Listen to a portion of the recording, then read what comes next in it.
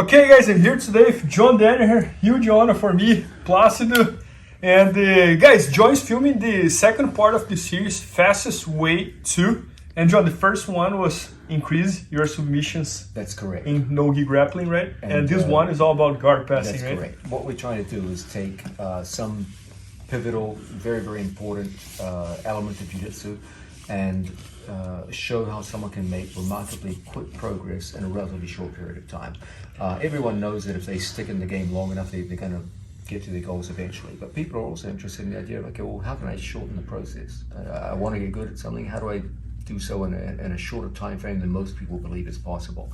Something that's always been interesting about my career is, in many cases, I worked with athletes and got them to a very surprisingly high level in a relatively short period of time, or with limited interaction training time. For example, with my first student, George St. Pierre, he lived in a foreign country, in a foreign city, and we would see each other for short bursts of time. He would come down to train in New York, or I would go up to Montreal and train with him, and yet he made remarkable progress despite relatively short bursts of training time. When Gary, Gordon, Eddie, and Nikki first came in and started training with me and wanted to break into grappling competition, they were all, with the exception I think of Gary, they were all either white or blue belts at the time, and they had to get very good at a very high level going against opponents who had been black belts longer than they'd been doing jiu-jitsu overall, and they were able to do so in a relatively short period of time and get into very high level competition. When we moved to Texas, I had basically 80-90% completely new team, and yet within 1 year they became the most successful team at ADCC. So there are ways to take a group of people and elevate their skill level in a relatively short time frame. It does come at a price. In some ways you have to focus on one thing, and that comes of course with the idea that you have to sacrifice other parts of the game. But as you guys know, a big part of my coaching philosophy is based around the principle of 80-20, that most of the Pareto principle, the idea that in any given system, usually around 80% of the results, the positive results, come from around 20% of the participants. And the same is true with jiu-jitsu moves. 80% of the best results in jiu-jitsu typically come from less than 20% of the moves. So I've always believed you're better off focusing with those high percentage moves, putting most of your time in them, even at the sacrifice of the many other moves of jiu-jitsu. And this sort of paring down principle is really strongly in evidence in this video series. It's about how to take the most important moves and make the most progress in the least amount of time. And in this case, we're looking at guard passing. I've taught guard passing in other contexts and other videos, but the big one that the big change of focus in this video that I wanted to look at is the idea that most people learn guard passing in a way which is very artificial. They learn guard passing as, here's a guard passing move, here's another guard passing move. When in fact, if you actually look at guard passing in sparring and competition, that's not at all how it's performed. It's not performed in terms of move after move, but rather guard passing is performed in complete sequences, where an athlete comes out, there's an approach period based around distance and opportunity, and stance, contact, and motion.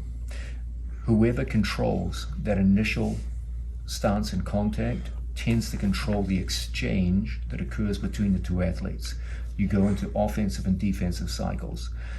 If the passer can control the contact in the early part of the exchange, typically he will be offensive throughout the duration of the exchange, and it'll either finish with a guard pass or broken contact, and they'll pull apart and a new sequence will start. It's always done in terms of complete sequences rather than just a move. So what we do in this video series is we teach everything as a long sequence, starting with approach, stance, contact, how to exploit angle, how to create pressure over time, and then ultimately strong passing moves. So we either pass directly, or we learn to tie the moves together so that we can feed off our opponent's defensive reactions and then get to a pass. And if we can't get the pass, break contact and come in for another set of sequences until pressure over time gets us the result we're looking for.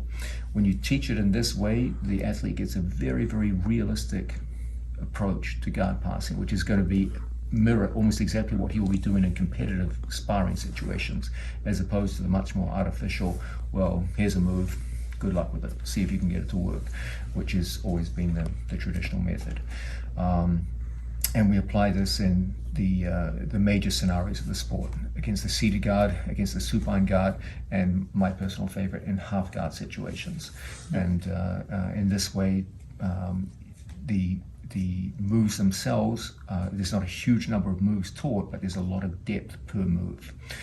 As you know from watching my students, they're very successful in guard passing in competition, but they actually use a relatively small set of guard passing moves. Yep, yeah, that's true. Everyone knows what they do. Yep. People can't stop them. Yep. And that's the spirit of this video. There's not a huge number of different guard passes. I was never one of those guys who comes out and teaches every guard pass I know. That's, to me, just a waste of time. It's always about, okay, what are the guard passes that I have a lot of faith in? Which are the ones which are demonstrated time and time again to work against the best opponents in the highest levels of competition. Let's focus on those. Let's show how we can go beyond just isolated technique and create structured sequences from beginning to end, and how these can build and compound upon each other to create pressure over time, so that that guy whose guard you couldn't pass in the 4th minute, you can pass in the 8th or 9th minute. And this is the approach which I teach.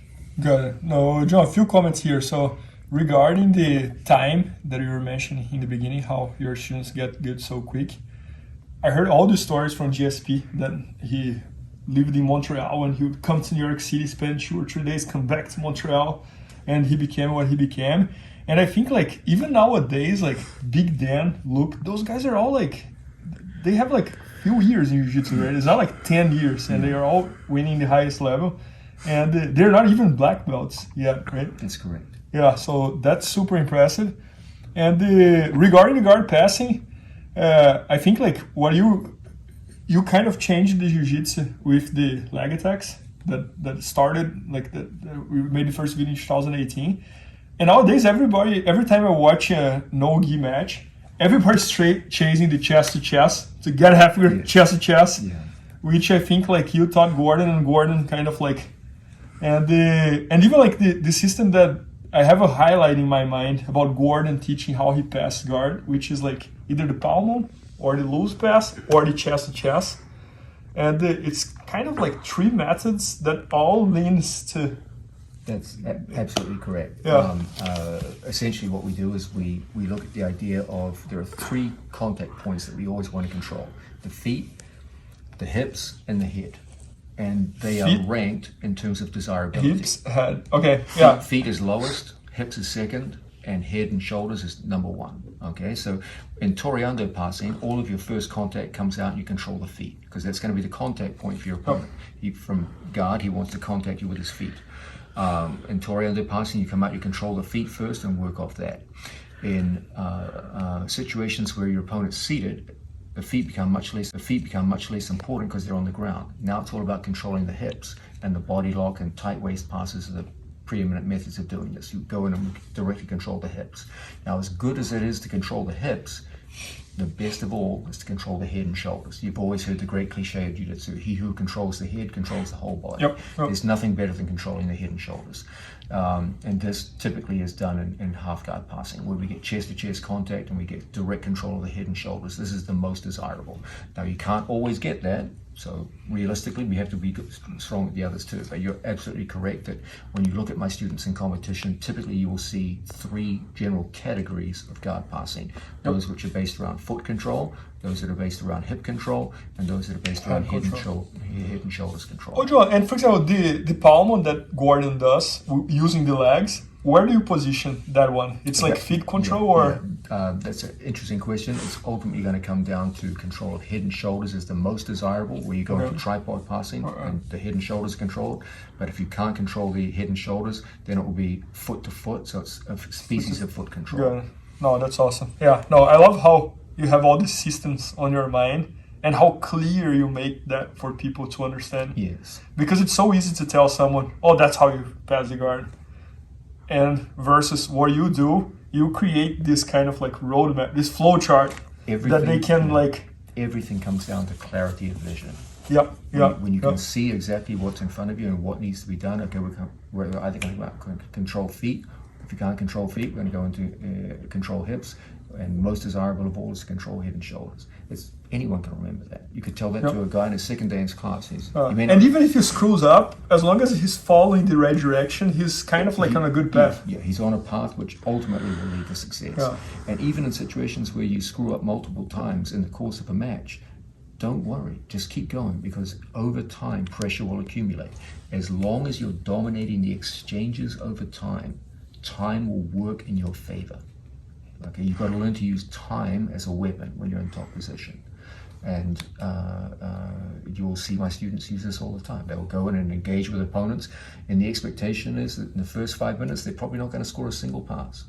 But they will accumulate pressure over time that degrades their opponent's athletic performance. And so suddenly, around the 7th, 8th, 9th minute, suddenly they're passing whenever they feel like it. I always see Gordon here, like, because he starts the match, until like the first 3, 4, 5 minutes, it looks pretty competitive. And then things start like taking off on a level that it's like even hard to. Until by the end he passes by whatever he feels like. And he scored it, and then he picks a submission, and then everybody knows, like, no, that's incredible, John. But can we do some sort of overview of? Yeah. Let's have a look at the idea of when we first come out. It's so important that we learn to, as it were, if we're going to work in sequences, you want to create a situation where you get to dominate the opening elements of the sequence. Okay, this game is very, very easy if you can come out and work from positions of advantage, and it's extremely difficult and frustrating when you can't do so. Guard position by its very nature is a neutral position. There's good things he can do, there's good things you can do. So if I can get off to a strong start and at the same time nullify the strengths of his position, the whole sequence is going to be slanted in your favor. It's going to be an uneven playing field, and that's always what you're looking to do in jiu-jitsu, create an unequal playing field in your favor. So let's look at it in the case of approaching a supine guard, sort of with distance, and then the idea of working out of half guard chest to chest. Yep. So from a situation where I go into approach a training partner, what I can't do is be the guy that exposes my legs to his legs. Okay, as soon as someone gets contact with his legs to yours, now everything's going in his favor. If I do find myself in a situation where he's entangled my legs, my stance becomes very, very important. If my knees point outwards and Placido moves my leg, he destabilizes me so easily. It's so easy for him to destabilize me. But if I turn my knees into a kind of a weird looking knock-knee stance like so, when he goes to turn my leg out now, it's shut down. He hasn't gotten any weaker, it's just that I've improved my stance for this particular situation. But most of all, what we want to do is to create a situation where I control his feet with my hands. So the first is the idea of distance. I never want to create a situation where I stand at a distance where he can initiate first contact of his legs to my legs. That's good for him, terrible for you. So when we first come out, we want to come out behind a good stance so that the first thing that's going to make contact is my hands to his feet, never his feet to my legs. We have to stand in a stance where the first contact comes in like so, and we contact always as close to the end of the lever as possible. His legs are strong. You don't want to fight with your hands versus his legs in a disadvantageous way. Here, he can still initiate contact with his feet. That's no good. I want to control the ends of the lever, so I come close to the shoelaces. Now when he goes to make contact with me, my feet are far enough away that it's very, very difficult. But ultimately, I never want to create a situation where I'm on my opponent's center line, fighting the strength of his legs with my hands. So when I first make contact with my opponent, the whole thing is to make sure the soles of his feet do not point directly at me. That's good for him, bad for me. When we first make contact, we step away and get the feet pointing away from us. Now from here, there's certain very predictable things that have to happen. Your opponent has to put hands up on you as a frame, and then from here, we're going to prevent this leg from becoming a recovery leg. What's a recovery leg? That's where the leg comes over the top and brings or robs me of the angle that I've gained. I'm always trying to gain angle. As much angle as I can, the more the better. That's going to be his recovery leg. How am I going to shut down the recovery leg? I do it two ways. One is with inside position with my wrist. And the second is the height of my head. If my head is below his knee, when he goes to use that recovery leg, he'll never be able to do it. If my head is higher than the knee, that's when he can come through, recover, and put me back in guard. So we're always looking to create situations where we get our head down below his knee. When he goes to put us back in guard now, we can just camp in a position like so and spend extended periods of time here. The more he fights in this position, the more time is working in my favor. But at some point, we want to run these legs away. I never just go to push with my hands. It's going to be my legs that do the work. So I change my orientation of my stance and I run against my training partner's legs to clear them out of the way and we get to the center line. Now my two hands lock around my training partner's waist. Wherever he goes to move now, my hands are always going to connect. So now we're in a situation where we're locked onto our training partner, we're controlling the hips. For him to recover from here is going to be awfully difficult. Now why is this working so well for my students? Well, it starts with the idea of controlling the initial contact. So the initial contact is always in your favor. Controlling the feet means that when he goes to make contact with you, it's going to be very difficult. But what he wants is this kind of leg-to-leg contact. So we take away what he needs right from the start. And then secondly, we create an unfair playing field where you have so much angle and you have a body position where when he tries to use his legs defensively, he never can. And then we make sure we never fight his legs with our hands. It's my legs that create the run that brings us through. And then ultimately, we build from the feet. He comes in, we build to the hips. And then every sequence always finishes at the most desirable place, which is at the head and shoulders. So the contact starts at feet, then goes to hips, and builds to head and shoulders. Okay? Now let's contrast this with half guard. In a half guard type situation, your opponent can create problems with you in so many ways. He could, for example, because my knee is on the floor, attack with a knee lever and disturb my balance. If I sit out too far, he could hit me with a strong bridge and take me over. If my knee is poorly positioned here at the hip, he could simply elbow escape and put me back in guard. If my opponent has a strong underhook, he can use that to hike my body out of position and cause all kinds of problems for me. Okay? So when we find ourselves in half guard, we see that in this kind of chest-to-chest situation, there's four immediate things that could potentially cause problems. His knee lever, his elbow escape, his bridge, and his underhook. Okay? So we need to adopt a stance which robs the effect of all of those right from the start. So first things first, we make sure we get our own underhook, and we always make sure our chin is above his shoulder. So if he went to pommel his arm in to recover an underhook, it'll never happen. If my body's too far down, he could just steal the underhook from you at any time. So head position shuts out his underhook. Second thing, knee lever. If my knee is on the floor, it's so easy for him to do the knee lever.